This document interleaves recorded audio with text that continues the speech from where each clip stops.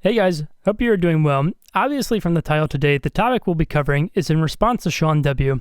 Now before you dislike bomb this video Pokimane style, but I hit a little dislike and I say, this not cool. Because that's how YouTubers work. please take the time as I have in making this video to understand what I'm talking about before coming to a conclusion. As a subscriber of Sean, I don't think it's fair for other fellow YouTubers to attack me without at least hearing what I have to say. Also, if you've never heard or seen his channel, I highly encourage you to check it out and subscribe to it. He actually makes really great theory videos apart from the ones that I'm covering today that really get your mind thinking. So go check his channel out afterwards, link in the description. And one last thing, I'm not a 343 or Bungie fanboy. I don't care who makes the game as long as it's just good at the end of the day. If you love the graphics of Halo Infinite, then all the more power to you. I honestly don't really care. Whether you like them or you hate them, that's up to you. But this video is more going to be talking about, not necessarily about the graphics, but more how Sean responds to people who have different opinions. Now getting down to the issue I have with Sean. My problem with Sean goes all the way back to his first bad video called Checkmate Arguments for Top Complaints About Halo Infinite. Originally I decided not to cover this video because a YouTuber named Zeg did a really good response to it, which I highly recommend watching first if you are unaware of Sean W's video and want to understand where I'm coming from. Link in the description. But fast forward ahead 2 months later, Sean released 3 videos bringing up the subject again. And what bothers me about these videos is that he calls Halo fans who have different opinions about the graphics trolls and haters. I think 343 made a pretty big mistake in how they responded to all the feedback and the criticism. My Checkmate Arguments video, this one I got trolled the most on. You know, my Checkmate Arguments video, I got trolled hard, bro. 1,050. This is mostly just bots. Someone took a screen cap of the arguments I was making in there, and they posted it on Reddit, and it trended on Reddit. Take that, trolls. Take that, get needled, trolls. Ah, that fucking hurts to watch! Oh. And I think this stems from an insecurity that has fractured the Halo community. As most Halo fans know, it's no secret that the community is divided. On one side of the Halo spectrum, you have fans that have refused to give any credit to 343 and have relentlessly criticized their games over the last 8 years, which is a long time to fester if you think about it. And then on the other side of the spectrum, you have fans that are just absolutely tired of hearing these criticisms, to the point of where people in the middle are somehow assumed to be these bitter Bungie fanboys who hate Infinite because they didn't praise the game. Sean tends to go to this mindset that anyone who criticizes Infinite must be a 343 or Infinite hater. He even seems to be unable to take any criticism or acknowledge when he gets things wrong. My Checkmate Arguments video, this one I got trolled the most on. Like I got, can you guys see? Yeah, 1,000 downvotes. There's 1,000 people out there who watch my stuff and were like, I hate you so much that I need to downvote you. Yes, because that was the real reason people downvoted your video. It couldn't have anything to do with possibly you just making a bad video. So Sean likes to use the word objective a lot. Objective analysis is objectively. The game objectively looks awesome. Which is pretty funny because I don't think he understands what the word actually means. Objectivity comes into play when there is a solid fact about the graphics or the game itself. Like the fact that the Slipspace engine is the next generation AAA engine capable of high graphic fidelity because we've seen it in the in-game rendered cinematics. That's a fact. What is an opinion is if you think it looks good or not. And you'll see Sean blur the lines between these two ideas over the course of the video. Infinite already looks a little better, you know, in my opinion. And when they turn it up a bit by launch, it will easily surpass Apex Legends. In my opinion. Just a fact of how I feel.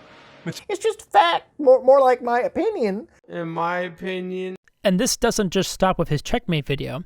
He still is stating that his opinion is a fact. All right, so for anyone who hasn't clicked off yet, let's keep it moving.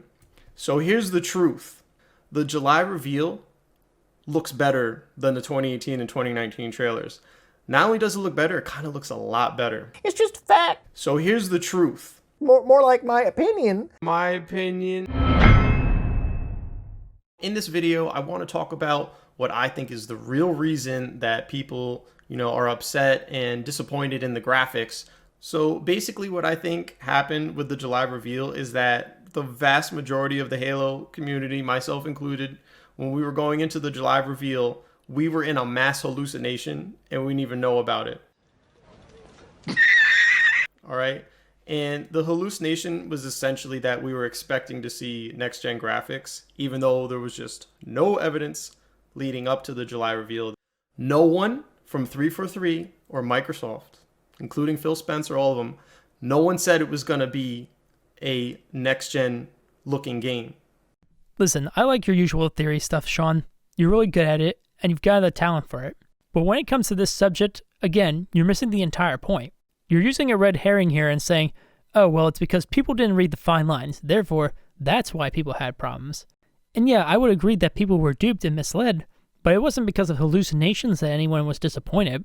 People were disappointed because for the last year, Xbox had been touting the power of the next-gen console. Even if you make the argument that Halo Infinite wasn't supposed to be a next-gen game, that doesn't dismiss the fact that Microsoft failed then to make it clear to the public. All right? They made it clear. This is complete bullcrap.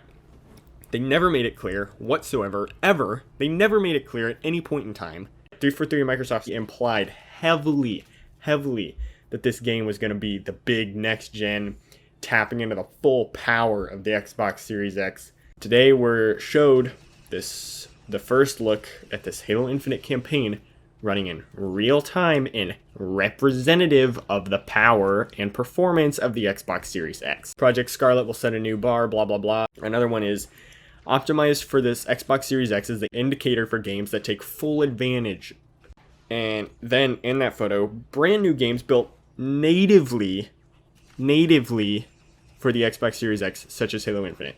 At the end of the day, criticisms were not made because we were haters. It's because fans had been waiting 5 years to see actual gameplay, and after 5 long years of waiting and being told that this game had the biggest budget that any game had ever had, it is completely fair and reasonable to say we were underwhelmed. Now, when I saw the Phantom, that's when my excitement really turned into like, is this it? Is this what it's gonna look like?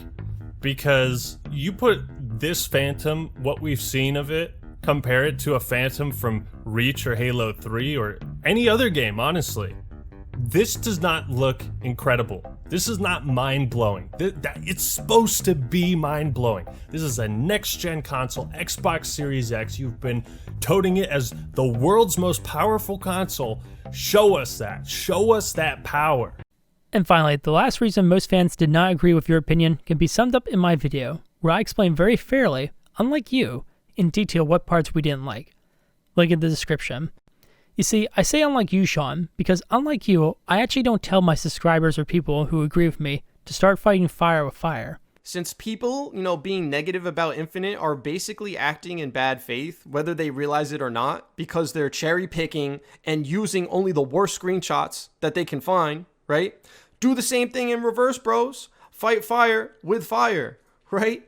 Go cherry pick the worst screenshots you can find of Halo Infinite's competition, while also cherry picking the best screenshots you can find of Infinite. So pretty much anything Sean has to say when it comes to graphics is completely biased. But again, Sean, why are you trying to silence people's opinions? Even your favorite large YouTubers like Halo Follower and Hidden Xperia admitted the graphics were bad. And that's okay, because at the end of the day, the exchanging of ideas and communication is how we bridge the gaps between the communities. But yet, for some reason, you think that any criticism of Halo must be squashed and battled against. And ironically, people like you are only further dividing the community. I love how he uses the word defeat here, like arguing someone on a video game is like a fight to the death. I'm not trying to tell anyone what to do, but I do predict that if people take these arguments and run with them, they will see, some really good results. Yeah, I'm not telling you what to do or anything, but be sure to go out there and use these arguments to wipe the floor with people. Yeah, I don't see how getting into arguments just for the sake of stopping negativity is going to help Halo at all. If anything, it's just going to make the dialogue in the community even worse. The last thing the Halo community needs is more division, and you can't build it if you can't dialogue with each other. People need to be able to give their opinions without being told that their arguments are unwinnable against checkmate arguments. The fact is that Infinite looks better than its direct competition. You literally cannot defeat this argument, which is why I call it a checkmate argument. I think at heart, Sean, you just want what we all want, which is for Halo to succeed and be an amazing game. But as long as Halo fans still choose to be reactionary to negativity, Halo will continue to push away its fanbase. So I open up the floor to you for dialogue and encourage Halo fans, if people are criticizing a game you love, instead of telling them they're wrong and stupid, why not ask them why they think that? That's what frustrates me. We're in a position now in society, in this country, where no one wants to listen. The smartest person in a conversation is the person who listens. I think the most interesting perspective is to sit back and just let that person talk. I hope you enjoyed this video and could at least understand my point of view. If you did enjoy watching this, please like, subscribe, and smash that share button. Till next time.